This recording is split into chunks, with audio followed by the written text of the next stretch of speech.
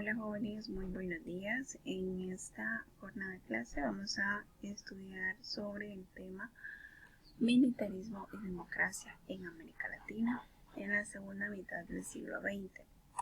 Vamos a hacer referencia acerca de los sucesos que se dieron antes de partir o llegar a lo que es la democracia, que es precisamente hechos, acciones que se realizaron en todo el proceso militar en cuanto a América Latina.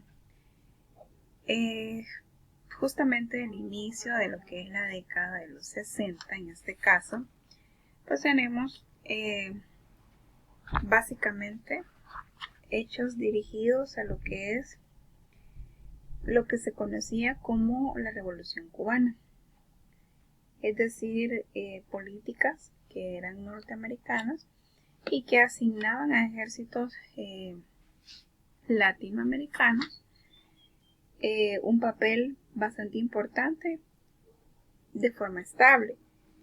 Esto era destinado a evitar totalmente un estallido de nuevo brote revolucionario, es decir, que no existiera población en la que estuviera en contra de las medidas políticas, ¿verdad?, drásticas que podían existir. Por eso se refiere a un papel estabilizador. En cuanto a lo que son las dictaduras militares, fue precisamente en lo que es la década de los 60 y los 70 en el que los golpes militares pues se hicieron algo corriente, algo más conocido,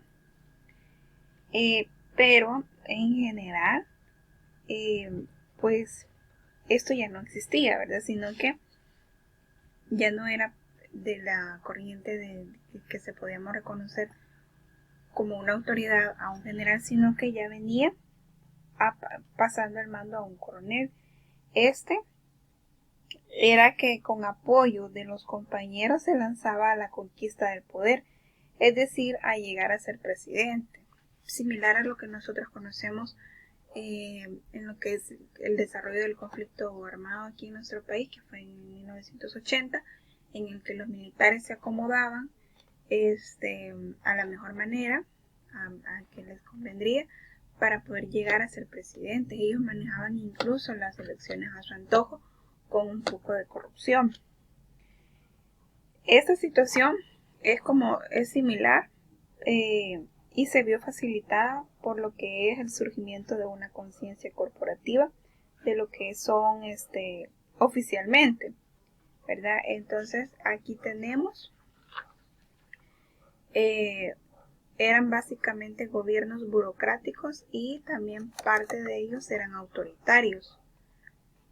En cuanto a la doctrina de seguridad nacional y guerra sucia, pues tenemos que esta es una teoría que se conoce en representación, en la que la aplicación supone la intervención constante y sistemática, pero con lo que tenga que ver con las Fuerzas Armadas en la vida política.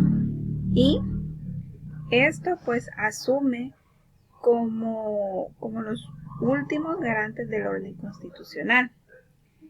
En esto pues se conoce o se entiende mucho mejor qué es la lucha contra lo que es la guerrilla y ante el grave peligro de la supresión, suponiéndolo por lo que es la patria. En este caso quizás lo que podríamos concluir por entender es la guerra porque la democracia realmente existiera.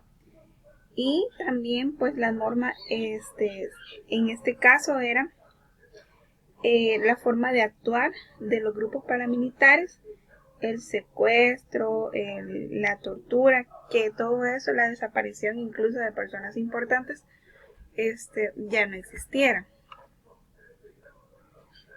En cuanto a los procesos de democratización, pues ya se viene buscando como el fin, ¿verdad?, de todos estos sucesos de violencia en el que no existía democracia, en el que los militares venían manejando cuestiones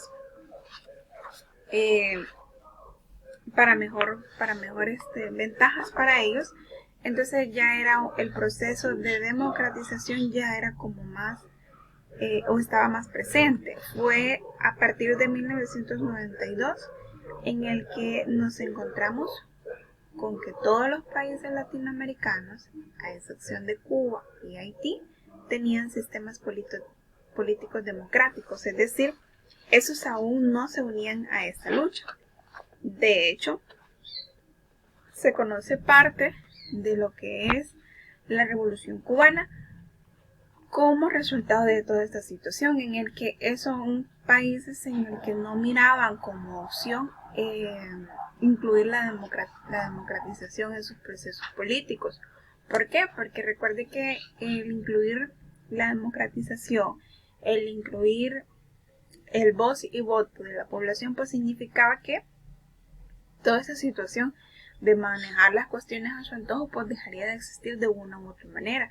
Entonces eso era los procesos de democratización que se conocían y que se presentaban a partir de 1992. Esto es entonces en cuestión de lo que podríamos mencionar en cuanto al tema militarismo y democracia que vemos nosotros como resultado, y que hay una gran diferencia en cuanto al militarismo, que es donde nosotros vamos a conocer y ver mucho más presente la violación de derechos humanos, la antidemocracia, el no tomar en cuenta lo que la población quiere. Y la democracia pues es todo lo contrario, ¿verdad? La democracia es cuando ya básicamente se va tomando mucho más en cuenta lo que la población lo mejor le parezca. Entonces son situaciones que conocemos en este tema y que